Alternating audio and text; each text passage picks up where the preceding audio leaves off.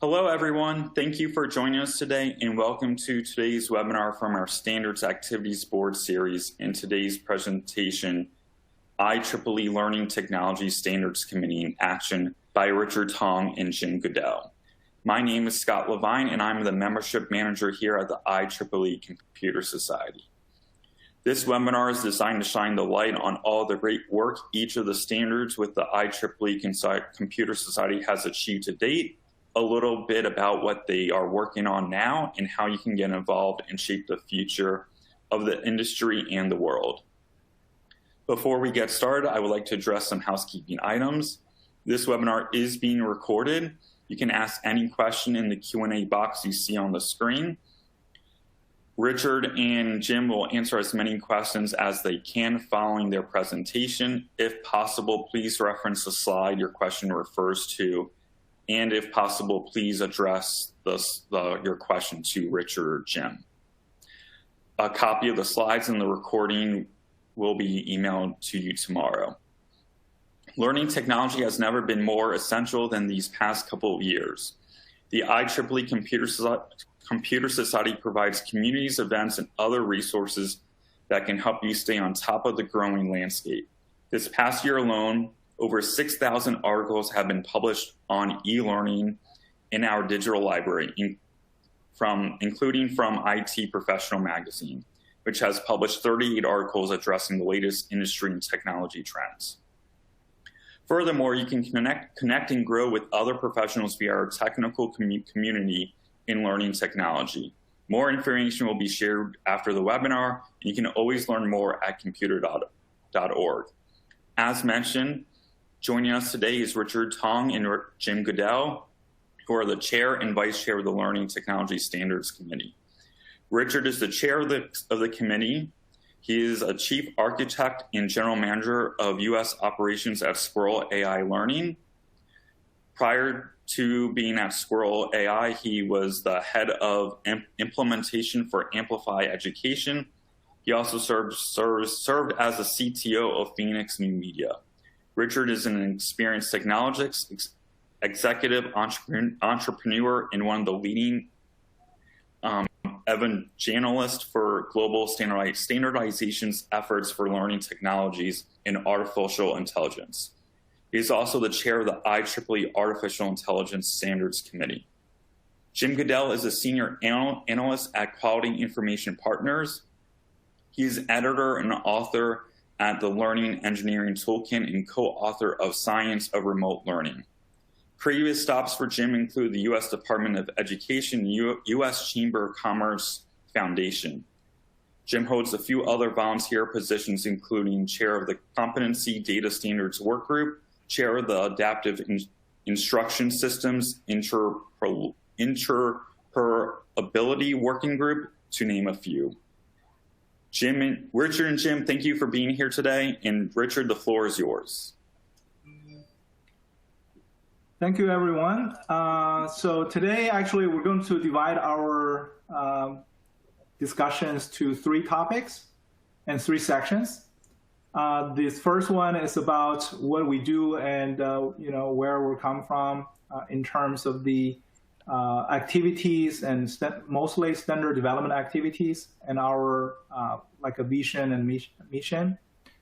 And the second one, we're going to talk a little more about the architecture and again, a little bit background of the context of where our standard operates in the industry and also in the technology solutions. So that section will be presented by Jim. And then the last section, which is a short one, we're going to talk a little bit about the future of AI and personalized learning at scale and how our standard can help in those efforts and where do we fit in from a more like a detailed-oriented discussion of the standard in action. So that will be the 3 sections. So I will start the first one. So this one, we're talking about the, what are the standard that we're developing, and also what are activities and progress, mostly in the last 2 years. So LTSC is, as you can see, it covers the learning, education, and training. So it's a pretty broad standard development group. And currently our leaderships are me as the chair and Jim as the vice chair. Our secretary, Brent, actually he's going to be stepping down and then be going into ex officio capacity in the 2022 to 2023 session. We just finished our election, and Jennifer would be the incoming secretary for the next 2 years. And our long-term treasurer is Shelley Blake-Plock. He also is an expert in both XAPI as well as a lot of the other initiatives that we're doing, but he has been managing our finances, especially our surplus from the conferences, from 2 years ago. And our Avron, I think, is here, and also Rabi is here. Avron is the former chair, and also he is the representative to, I think, the Education Activity Board. And Rabi, again, also long-term chair and long-term volunteer for IEEE SA activities. He is also our official liaison to the ISO IEC JDC1 SC32, which is the equivalent committee on the ISO side.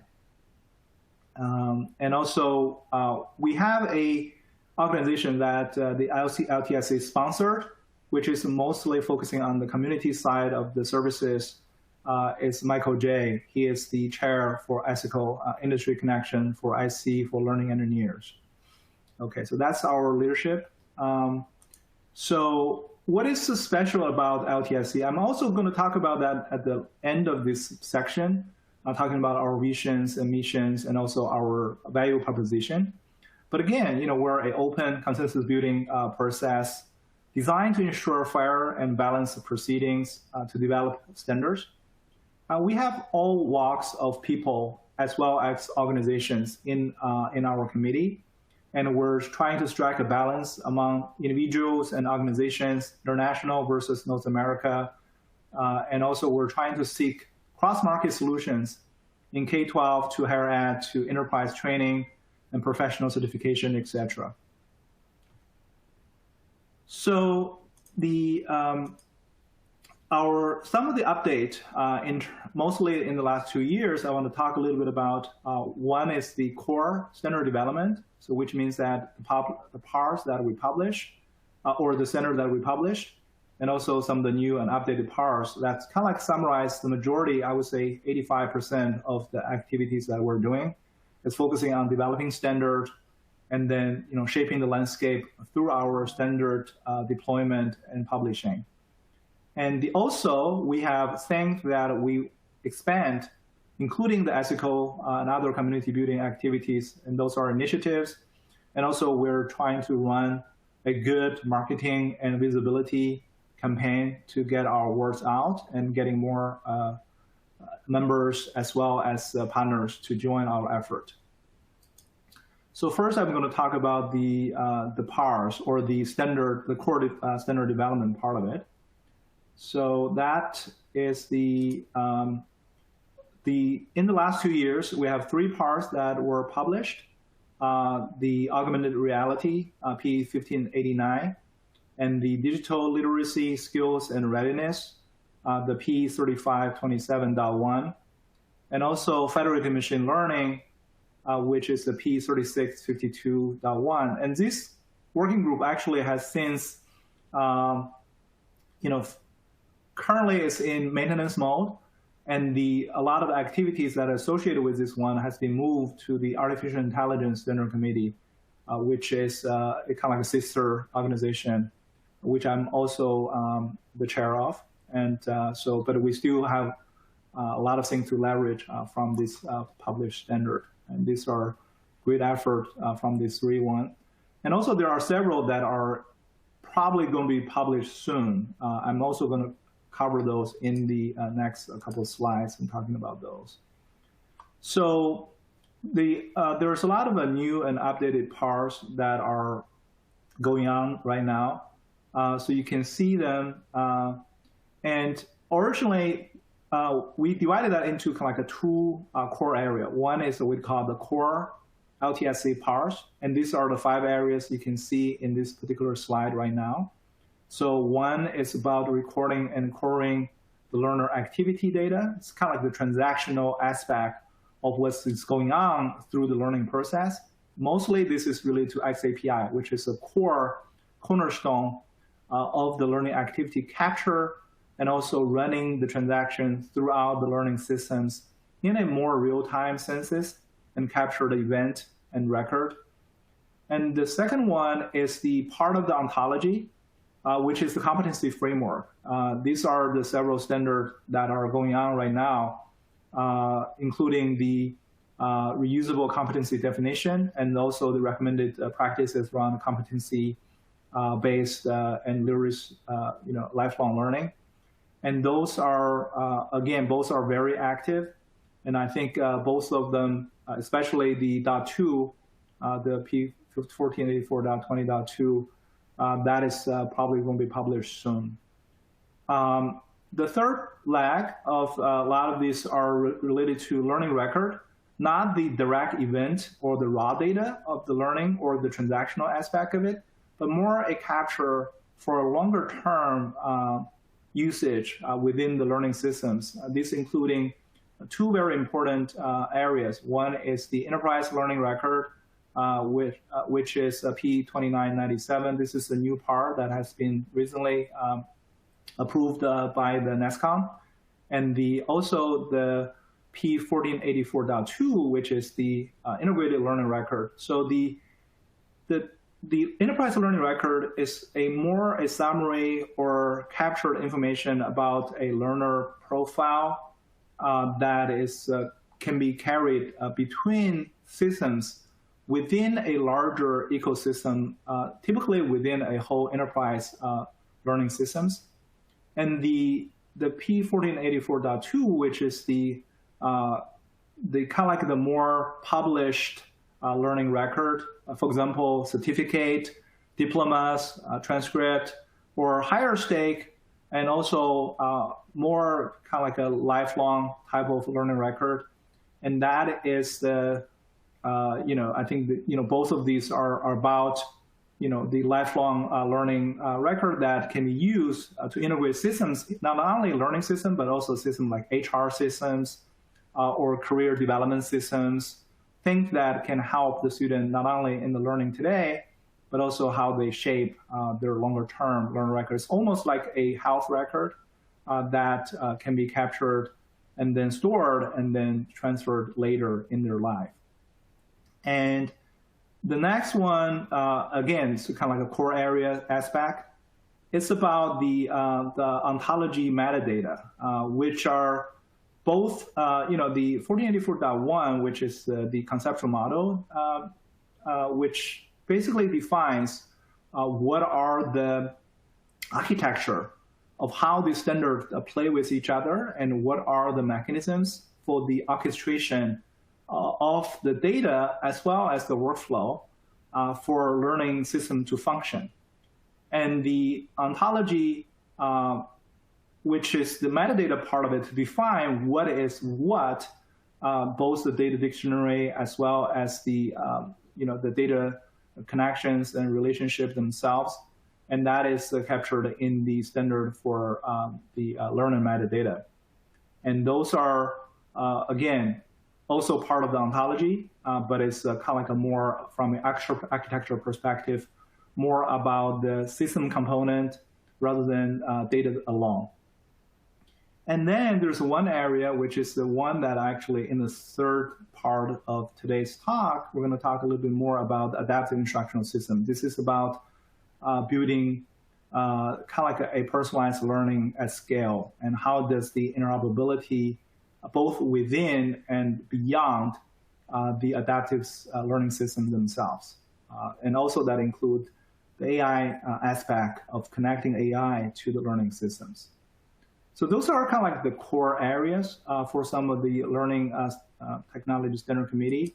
But also there are 2 areas where I think it's very important even though originally they're not considered as a purely core for the LTSC, it's kind of like a more derivative from that, and also going to new technology and advanced technology. The emerging technology areas, including the one that published on the augmented reality, also the new one that is actually going to be going to NESCON tomorrow, which is the Education Knowledge Graph.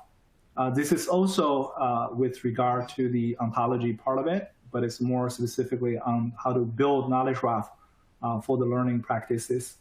And then the other one is the mobile learning platform. This is a standard that is connecting ebooks or other distributed systems that could be either directly connected to the learning system, or sometimes it could be even offline, but still capture the activities and the actions for the learning itself, and that is the P7919, the mobile learning platforms.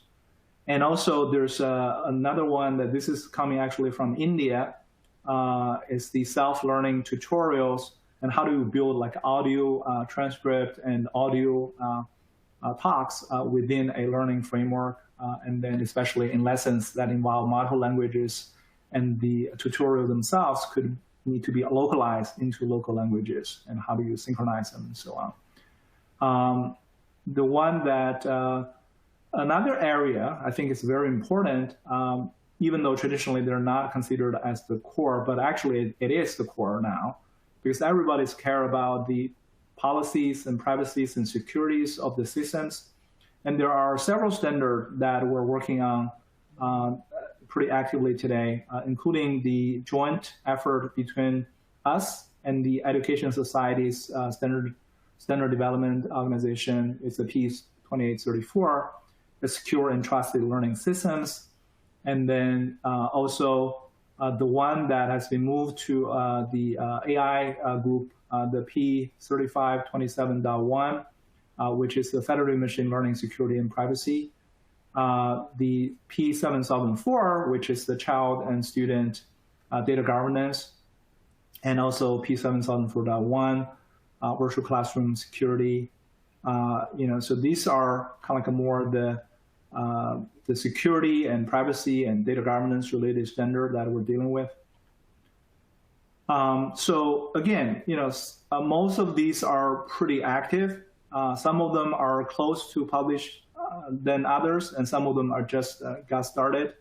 The other initiatives beyond the standard development activities, we kind of like categorize into several areas. One is the collaborations with other IEEE societies, committees, and functions, and that including, like ISICO and ISTO and ACAP and SA Registry Authority, and also beyond that to people who are outside of the LTSC, like the AIS Consortium, which is a spin-off effort from our Adaptive Instructional System Standard Working Group, and then launched into a membership organization of industry institutions that is going to adopt and deploy and promote the AIS standard.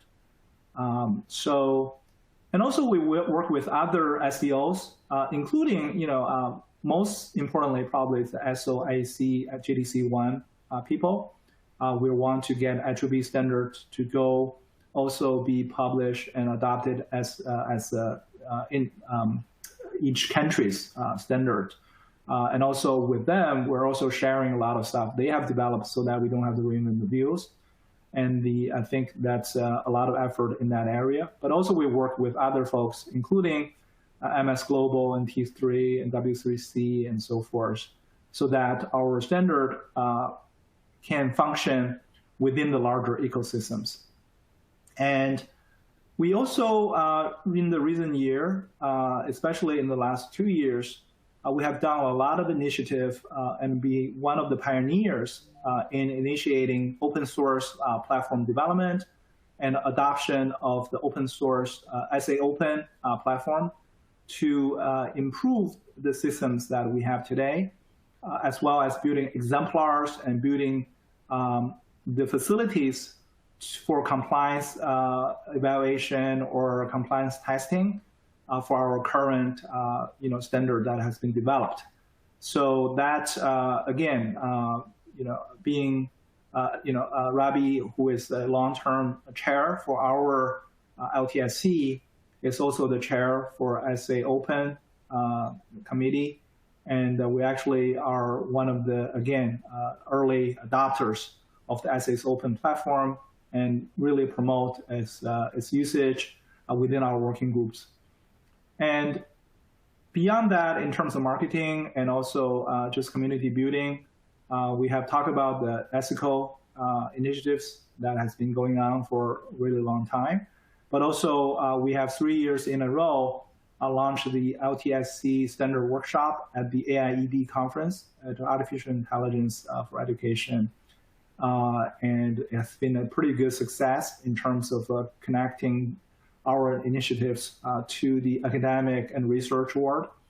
And also throughout the IEEE publications like IEEE Spectrum, SA Blog, and also the IEEE TLT, Transactional Learning Technology. We have been publishing interviews, blogs, as well as academic papers related to our work to those publications, and also other conference proceedings and so on. So that's kind of like the effort that has been going on. So want to just talk a little bit about our vision and mission here. We have a lot of challenges and opportunities. I think that the biggest challenge is to how do we get IEEE standard, especially the standard that we developed recently, widely adopted. We already have a very strong following. A lot of our standard, including XAPI, SCORM, and all these others, has been widely adopted today. But how do we get the newer ones also achieving the same success and even beyond that in the industry? I think that is probably one of the biggest challenge and opportunities. And also, we want to balance, between individual and organizational type participation, as well as international and North America balance. In terms of our longer-term value proposition, we think that we are strong in the sense that we're mature and we have a strong consensus-based development process and governance.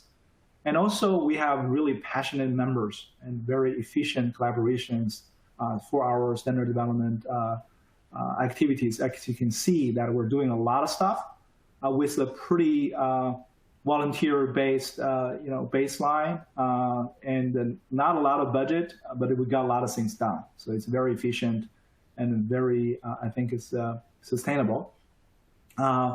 We also, I think, as part of the largest, I think we are probably one of the 2 largest SDO in the field.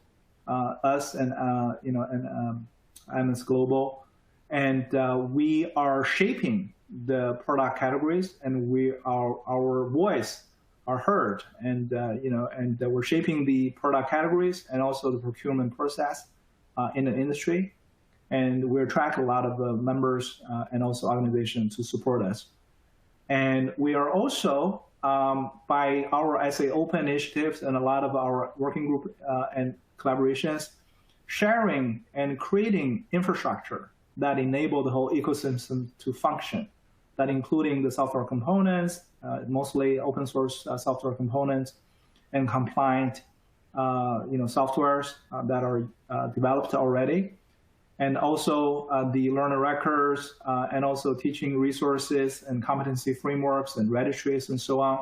All of these that we're helping to shape is going to be part of the infrastructure that enable the whole industry.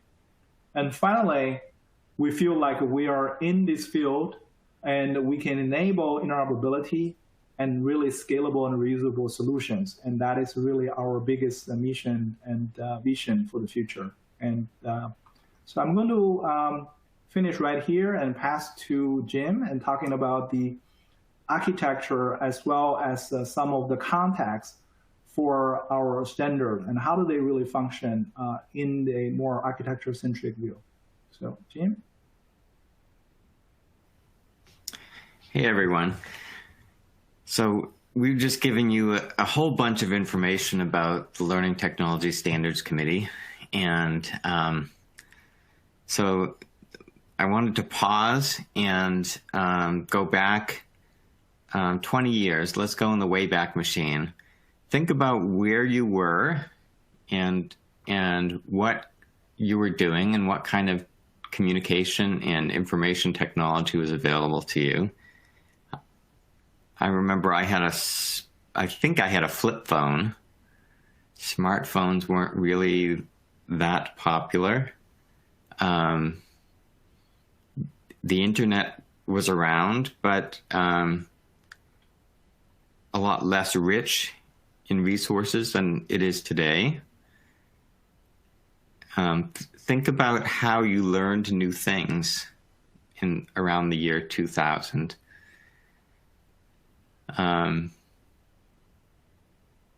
Yes, learning management systems existed.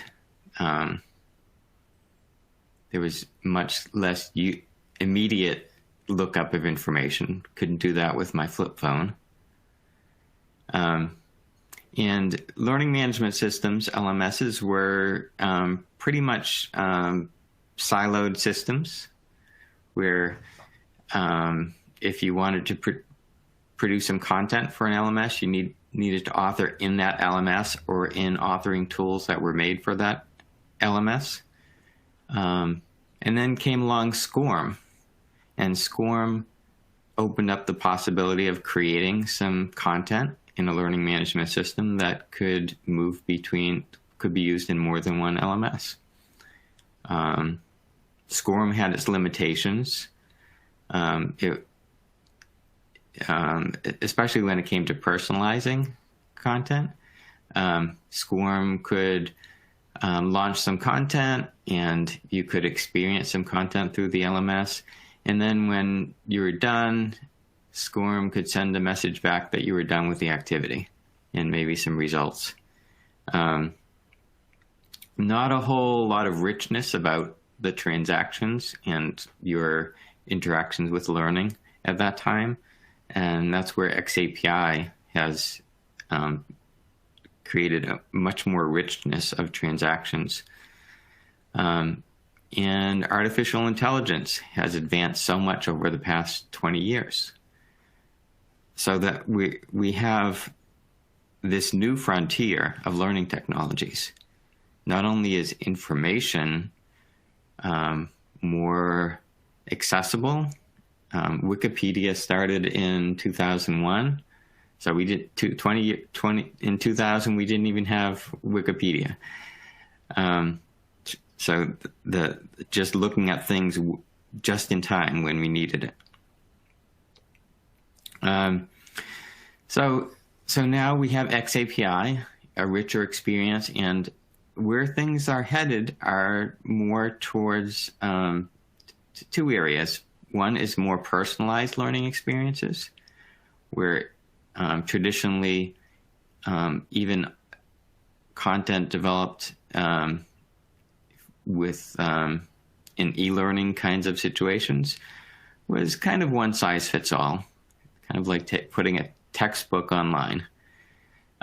We're in a place now where the technology exists to have rich, personalized, and when I say personalized, I mean both the individual or teams, personalized for a team, learning experiences.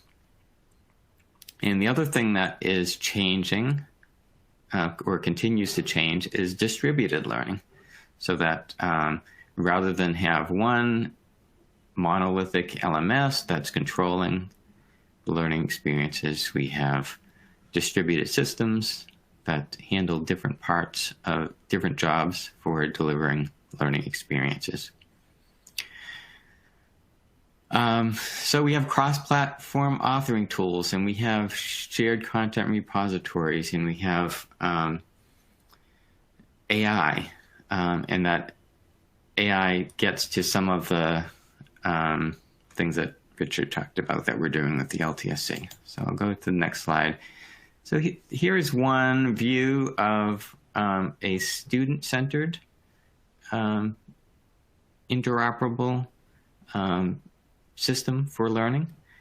You can see the students at the center, and there's feedback loops to the students within a learning activity, between learning activities, and AI-guided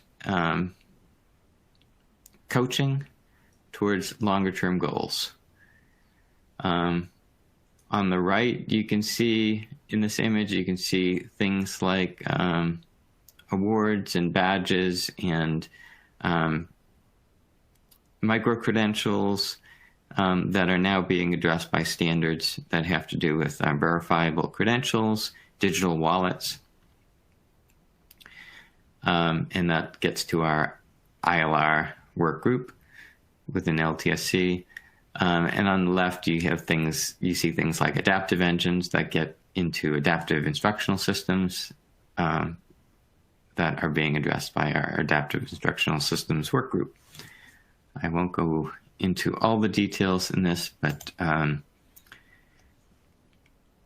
so this slide brings to light the need to look at multiple layers of interoperability.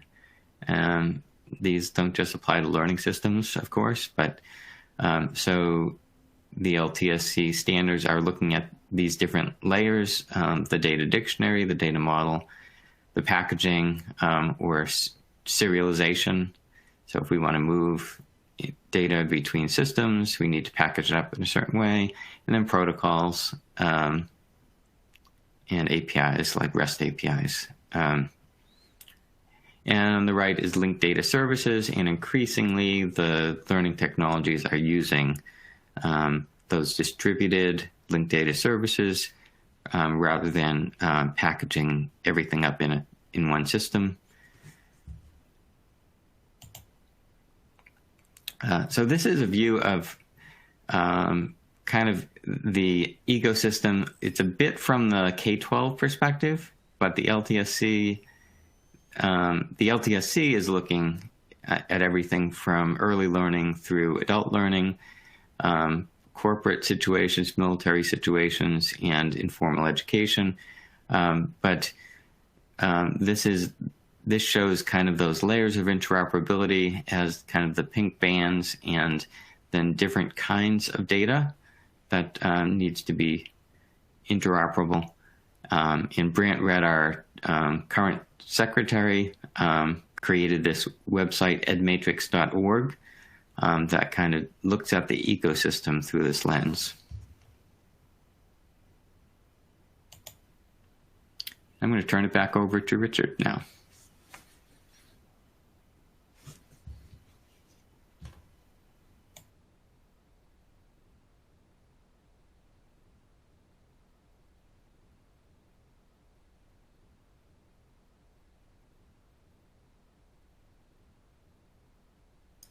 Hello, can you hear me? Yes, I can hear you now. So, because I was sorry, because I muted myself, couldn't get that.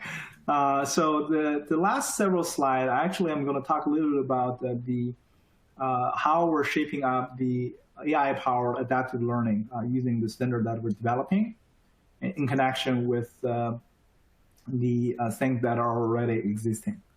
So in terms of the standard landscape for adaptive learning, there are several standards that is our core that will be shaping up the personalized learning at scale type of solutions. So some of them, the core one is the adaptive instructional system standard, but also several ones that we talk about that enable the different aspects, the data aspect, the ontology aspect, and also the AI modeling aspect of the things.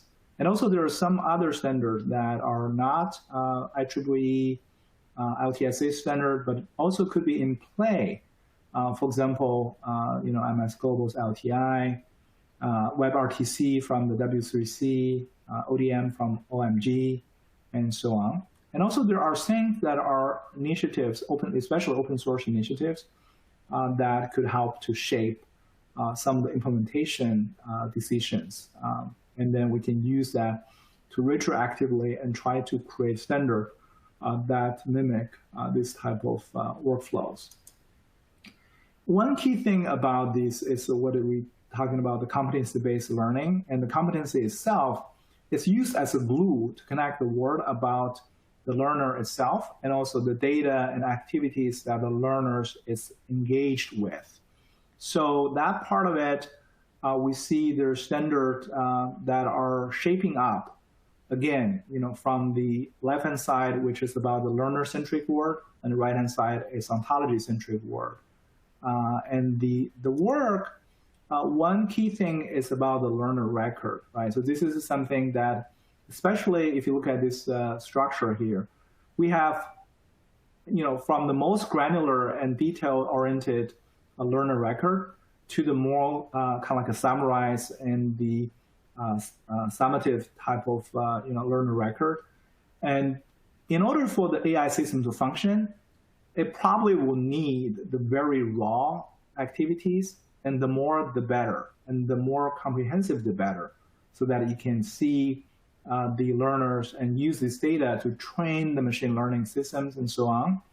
But also you will need a kind of like a more learner modeling aspect, where you will need to summarize some of this one and make predictions or make kind of like computings and derive certain information from that. And that is shaping up as the IEEE enterprise learning record. And these are a lot of the more summarized data and also derivative data that we use to compute, like, for example, assessment, evaluation, and forecast. And then we shape and create what we call a comprehensive learner profile. This is the more like a diagnosis of the student on the fly. And also it could be a long-term trajectory summary of where the student should be and what their comparison with other students, as well as the different aspect of their learning, not only the cognitive part of it, maybe even the socio-emotional aspect of things. And altogether, this will shape to create the learner profile. And this is the information, this is the part of the thing that within the AIS working group that we're probably going to build more about is that how do we build these learner models and how do we build this learner profile that can be transferred and can be aggregating records from the lower layers. And then the top layer, which is the certification and credentials, which probably is not that useful for AI system to run in real time. But for the career or other longer term navigational or recommendation services, and this could become very useful because you need the trustworthy systems and then having a competency structure that can connect their longer term goals with shorter term activities or recommendations. So in here, you see there's the different type of landscape. We talked about the XAPIs that are the raw, transactional, and the functioning aspect of the learner records, and also the learning workflow, and also the LOM, which is defining the ontology metadata, and the LR, which is the longer term ones for higher stake type of situations, and ER, which we think that is going to be a very important part in connecting the enterprise learner record itself to the learner profiles and that you can create, right? So again, there's the summative side of it and formative side of it. And we're probably more focusing on the formative side of it because the AI systems requires much more real-time and granular, like a data aggregation. So these are a lot of the things that is going on there. And also there are the connected other standard that under IEEE used to be under LTSC, but since we have spin-off and created standard that are related to the AI side of things, is, for example, the federated machine learning, which connecting different type of horizontal learning systems, adaptive instructional system together, and the explainable AI that allows the AI to get understanding of why certain decisions are made and make it trustworthy not only to the end user, but also to the other algorithms that are, forming up the overall adaptive process. And the also collaborative edge computing standard that are, trying to help, how do we distribute the workflows, distribute the workload between the edge devices itself and also the central cloud, AI and adaptive engines, and also trying to connect this type of work in the longer term to a more optimal processing and for real-time usage. And on the ethical AI side and the safe AI side, we also have several standards that are in place, including the P7004 data governance standard, and also the virtual classroom security, privacy, and data governance, P7004.1. And also we have a standard, which is the AIS ethical, about the ethical AI part of it. That is the part of the P702247. And also definitely the AI evaluation and compliance part of it. Okay, so I think, today we are talking about several big areas, right, in terms of what do we do and what is the architecture and industry landscape that we're functioning in, and also some of the new initiatives in terms of more specifically, how do we enable AI-driven personalized learning at scale. And we're all now open to questions from the audience. And also, overall, we want to work together with our colleagues, both within the IEEE Computer Society, as well as other IEEE organizations, also beyond to the industry and to the membership at large, so that, we want to promote this whole process and, going forward, and let's work together. Thank you. Thank you, Richard and Jim. That was a great presentation. I think there was a lot of great information in there. One thing I noticed, Richard, we can put this in an email that goes out with the recording slides. Is there, for the people listening today, is there an email that they can send you or the standard leadership, like if you guys use, so they can reach out if they want to get involved or anything like that? Because I realized we accidentally left that off the slide. Yeah, sorry about that. We do have, again, there are several websites that I would recommend people to look into. One is the IEEE-LTSC.org, which are directly a link to the essay groups .IEEE.org/LTSC. And that is where kind of like the general portal for the LTSC activities. And I'm going to actually send you the link after this meeting. And also under that website, there is a calendar which lists most of the, if not every one of the working group activities in the calendar view, and where you can subscribe to, and also you can just click the link to join those, to join those meetings and participate. And also, I think we have the kind of like some of the sister website that lists some of the work that we're doing. For example, the one with ESICO, and also the information related to previously we talked about, like the essay, essay blocks and so forth, that that you guys can take a look at. We also have a mailing list that you can subscribe to, at LTSC mailing list. I will send out again to you the way to subscribe to that. It's a email reflector operated by the ISA that it will basically get you onto the mailing list so that you know what is going on with the standard committee. there. So yeah, thank you for pointing that out. In terms of if you want to reach me and Jim, my email is richard.tong@IEEE.org. That is kind of like my official one there. Again, I will put that out to you after this meeting.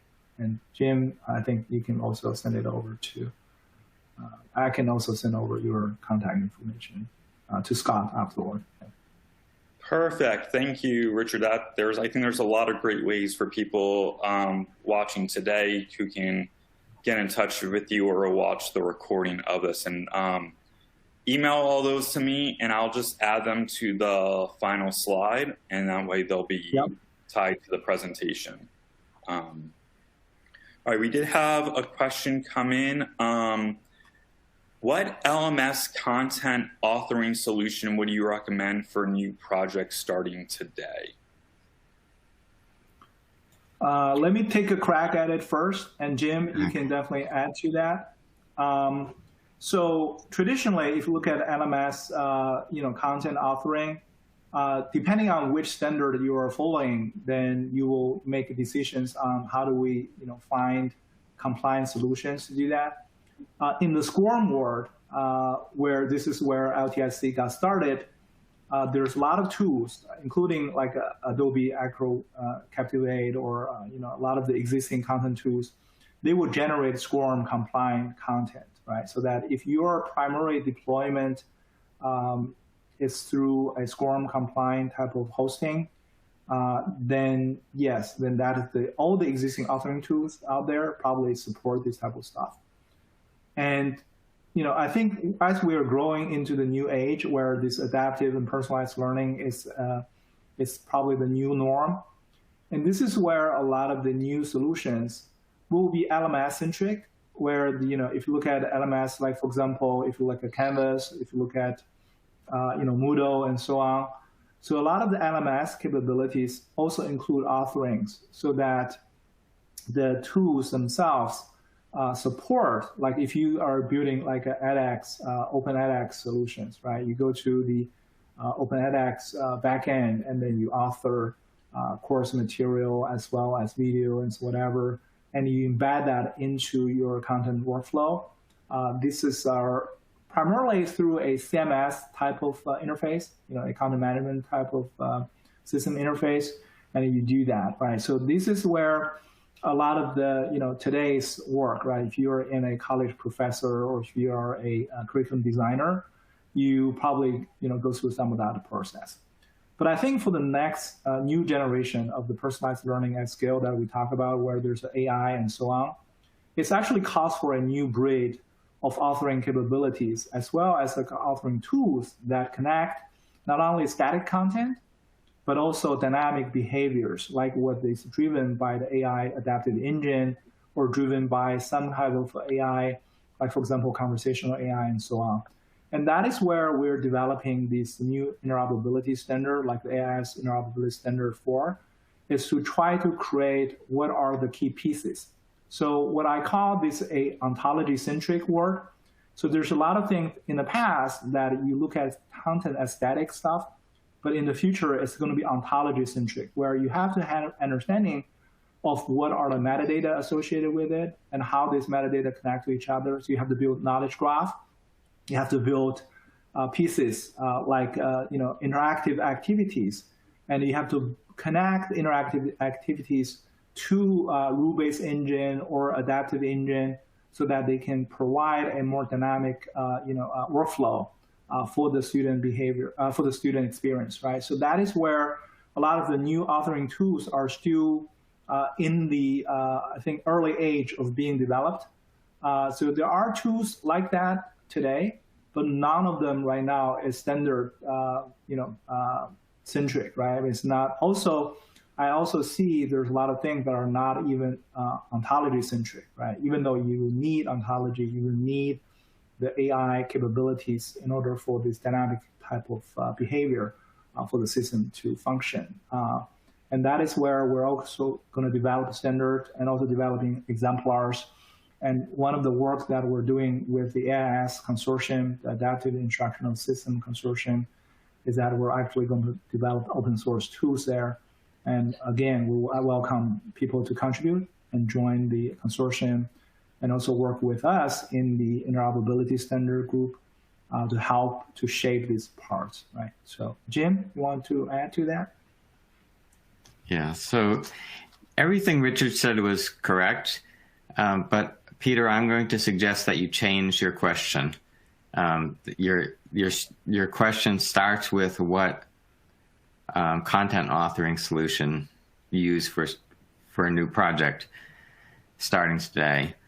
And I'm going to take from our activities with the Learning Engineering Consortium, would say that's the wrong question to start with. You shouldn't start with what technology should I use. You should start with what learning challenge am I trying to solve. And so I'm going to show, I don't know if this is visible, but it looks like my camera has frozen. I'm going to turn it off and back on and see if it,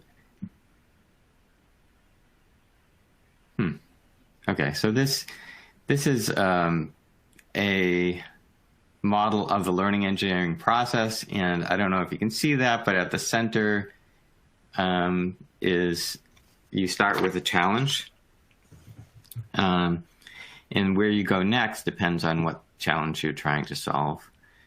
So the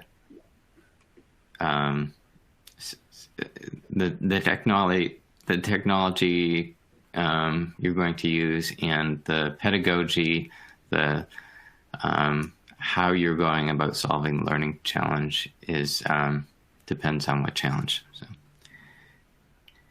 I see we have other questions.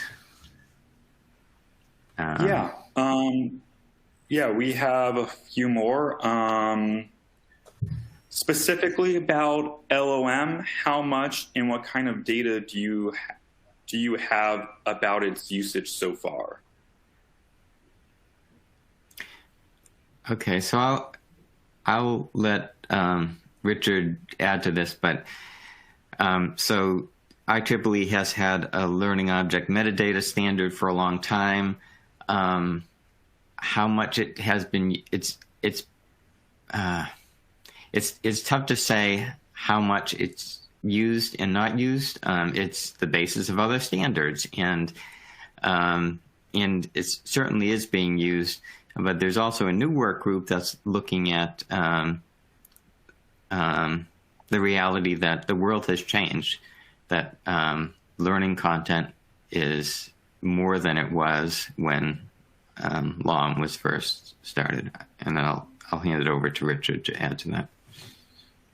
Yeah, I think so far there are limited use in real-world systems. There are a lot of things like Jim talking about. Some of these key things has been used to shape other standards, like XAPI. There are a lot of things that are coming from the LOM, the metadata, for XAPI to define the verb and define the, the learning object within that and so on. So, but in terms of real-world usage, we think that this has to be kind of like shaped mostly for the enterprise architecture aspect, right? Because if you look at building ontology itself, and LOM is a very important part of that ontology, it's the data to define other data and how this other data function together in a transactional or in a workflow perspective, right? So these pieces, I would say that will probably more and more become prevalent when we adopt kind of like the more AIS or the CM4 LTS type of architecture structure, so that the architecture itself will call for the underlying technologies being used, how XAPI will fit in, how XAPI profile will fit in, and also how the learning object themselves, the learning activity definitions will shape out, right, in these interoperable scenarios. And that is where I think it's getting more prevalent adoption. Right now, everybody's building their own stuff, even though a lot of the concepts are taken from this one.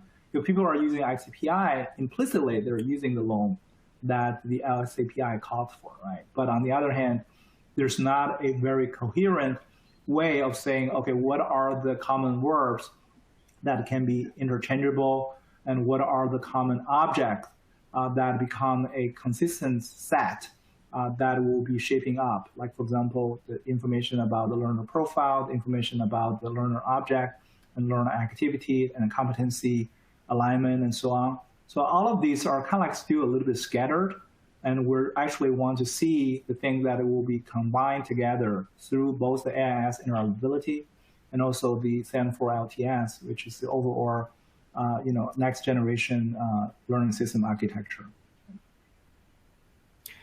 So I see Peter's question. If you had one bet on one of the new ontology-based tools, which would you pick? And I guess I want to follow that up with a question. What's the purpose or use? Is it a competency framework ontology? Is it a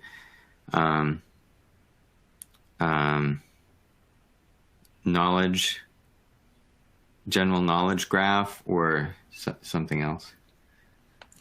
I don't know if there's a way for Peter to respond other than through the Q&A box.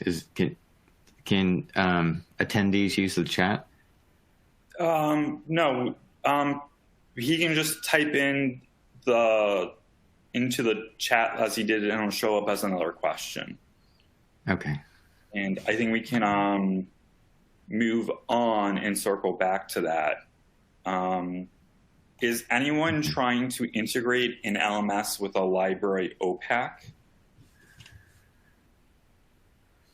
Yeah, I don't know. I don't know about this question, but I can also talk a little bit about the previous question. I think and Peter just chimed in. He said to his previous question, he said it was general knowledge graph. Yeah. So in that case, I think there's a lot of knowledge graph that are based on the RDF structure, but also there's a tool. This is actually from the MS Global world. It's called CASE, where you can define some of the competency definition themselves and then connect them through a baseline, edge, where prerequisite, postrequisite, containment, and all these some baseline, especially around learning objectives, can be connected, right? So those are the tool itself called OpenSalt. So you can actually use the OpenSalt open source tool to define the competency itself and build this basic edge structure. But it probably, when you're in the using that for the real world usage, you actually have to export that out, because that is mostly for authoring and for kind of like alignment, for a kind of human oriented type of work. But once you get into the, Rich, before you go too much further on that, Richard, CASE and OpenSalt is really a specific. It's not a general knowledge graph. It's a specific type of knowledge graph. It's for competency frameworks, and there are other comparable tools like CAS and tools. There's ASN and others that are out there in the Open Skills Network. So if it's specific to competency frameworks, there are a bunch of good tools out there that use various standards. I don't know if we're kind of, with LTSC, we're kind of focused on specific kinds of knowledge graphs for competency frameworks and for things like that have specifically to do with learning. So I don't know if we have the right answer for a general knowledge graph. Yeah, general knowledge graph, you need to have a kind of like a knowledge graph database like Neo4j or things like that. And also, if you look at the OpenPsych, those type of previous knowledge graph stuff. But those can get pretty hairy when you're implementing in real world, right? Because general knowledge is, that's the kind of like the territory that is beyond the LTSC. A lot of these are related to how do you construct a overall ontology? Like, for example, if you look at the Wikipedia or the Google Knowledge Graph or Facebook Knowledge Graph, right? So those are huge, right? Those are probably outside of the domain of any single learning system to handle. Right?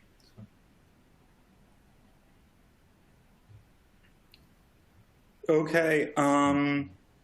Excellent. I think that's all good information you guys shared there. That looks like all the questions. So with that, I want to thank Richard and Jim for being here today. As I said at the top, this webinar was recorded, and we'll email you a link to the slides and the recording tomorrow. And that last slide will have the updated links Richard mentioned at the end of at the top of the Q&A. We have a couple other upcoming webinars. We actually have 2 over the next 2 days. The first one is Why Projects Fail at 11 a.m. Eastern. And the following day on Thursday is The Future of Workforce on October 28th at 10 a.m. And then we have about 10 or so webinars coming up in the first half of November. We have this year is the 75th anniversary of the Computer Society, and it's the 50th anniversary of our Distinguished Visitors Program. So we have a lot of we'll be providing a lot of technical talks that have a big history theme, celebrating those 2 anniversaries. And you'll be able to register for all of those webinars with the link you receive in tomorrow's email. And again, with that, I would like to thank Richard and Jim for their time today. And thank you everyone for attending, and have a good rest of your day. Thank you, Scott, for making all the arrangements and to help us to prepare. And thank you everyone who attend today's meeting. I really appreciate your input and interaction we have. Jim? Yes, thank you. Thank you, everyone. Bye. All right. Thanks, everyone. Bye. Bye.